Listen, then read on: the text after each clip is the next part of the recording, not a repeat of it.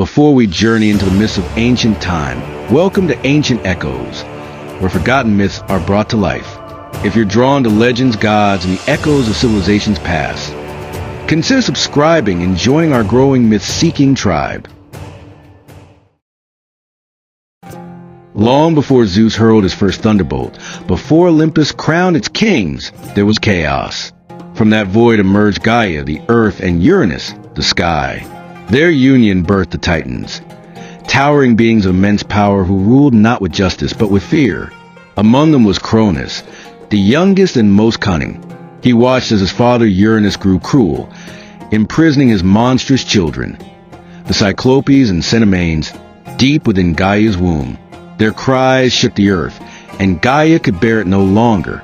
She forged a sickle from the bones of the earth and whispered a prophecy to Cronus: strike down the tyrant and rule in his place.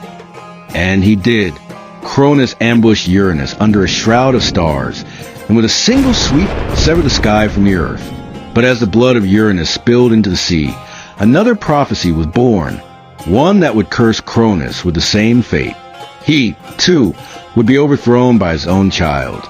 With Uranus gone, Cronus ascended the throne of the cosmos, and for a time, peace reigned.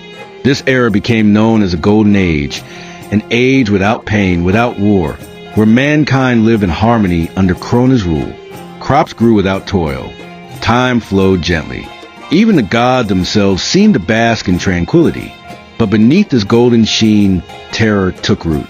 Cronus could not forget the prophecy, the curse passed down from his father's final breath. One of your own blood will rise against you. So as Rhea, his sister and queen, bore him children, Hestia, Demeter, Hera, Hades, and Poseidon, Cronus did the unthinkable. He swallowed them, one by one. As each child took their first breath, he opened his jaws and cast them into the abyss within him. A god consuming gods out of fear, Rhea wept, not just for her lost children, but for the monster her husband had become. And when her final child stirred within her, Zeus, she vowed, "This one I will save." Rhea, desperate to save her last child, sought counsel from Gaia, Mother Earth, and Uranus' lingering spirit. Together, they crafted a plan. When the time came, Rhea gave birth not in the palace of Cronus, but in secret, deep within a cave on the island of Crete, where divine winds howled and the stars themselves guarded the entrance. In Cronus' hands, she placed a swaddled stone, wrapped in cloth, warm like a newborn. The Titan, consumed by fear and arrogance, never questioned it. Without a glance, he swallowed the bundle whole. And in that moment, Zeus was saved. In the cave, Rhea nursed her infant son with tears and prayers. To mask his cries, the Curetes, a band of warrior priests, danced and clashed their spears in ritual, drowning out the sound of fate being rewritten. As Zeus grew, he was trained by the divine goat Amalthea, who nourished him with golden milk, and by nymphs who whispered the truths of the gods into his dreams. This hidden child would one day return, not as a boy, but as a god who would shake the heavens. Years passed, and Zeus, no longer a child, had grown into a force destined to defy the old order. With divine blood and immortal wisdom, he stood tall, his eyes blazing with the fury of Olympus and the cunning of Crete. Guided by Gaia's prophecy, Zeus descended from the mountains, his heart set on freeing his swallowed siblings from Cronus' abyss. But he needed allies.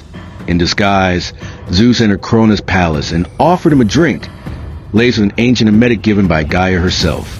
The Titan king drank deeply, unaware of the storm brewing within. Moments later, the impossible happened. One by one, the gods it swallowed were vomited back into the world. Fully grown, powerful, and furious. Hestia, Demeter, Hera, Hades, and Poseidon. The sky trembled. The ocean surged. The earth cracked. The 6 siblings, now reunited, turned to Zeus, their younger brother, not as a child, but as their leader. And so began the Titanomachy, a 10-year war between the old gods and the new, between domination and freedom, between Cronus and Zeus. The battlefield, the heavens, the oceans, and the deepest parts of the underworld. The war that followed, the Titanomachy, reshaped the cosmos. It wasn't just a battle. It was a cosmic reckoning. On one side stood Cronus and the Titans, ancient and powerful, born of primordial chaos. On the other, the Olympians, young, bold, and burning with divine purpose. The skies turned black with storms. The mountains shattered from the roars of battle. Oceans boiled under Poseidon's fury. And time itself seemed to stall under Hades' chilling silence. Zeus hurled thunderbolts from the peak of Mount Olympus, each one tearing through Titan strongholds like heavenly spears. Poseidon raised waves high enough to drown islands. Hades, silent but merciless, summoned shadows to drag Titans into darkness. But the Titans were not so easily broken. Led by Atlas, the Titans pushed back, toppling mountains, enslaving rivers, and casting meteors into the Olympian ranks. For 10 long years, the war waged, neither side yielding, neither side breaking. It was a deadlock until Gaia whispered once more. She told Zeus of the ancient beings imprisoned in Tartarus, the Cyclopes and the Cenomans, creatures so powerful even the Titans feared them. If freed, they could tip the scales. And so Zeus descended into the abyss, through caverns of lava and chains of darkness, to forge an alliance that would decide the fate of the world. Deep within Tartarus, Zeus struck a deal that would shape eternity. He freed the Cyclopes, giant blacksmiths of thunder and flame, who gifted him the weapon of kings, the Master Bolt, a thunderclap forged in the heart of a dying star. He unleashed the Cenomans, the hundred-handed ones, creatures of chaos and brute strength, each arm capable of hurling mountains. With these allies, the Olympians returned to battle, and the sky trembled. The Cyclopes forged weapons for the gods. Poseidon's trident, which split the seas, Hades' helm of invisibility, which turned fear into an unseen weapon, and Zeus' thunderbolt, the most feared force in the heavens. What followed was cataclysm. The Cenomans rained down boulders like comets.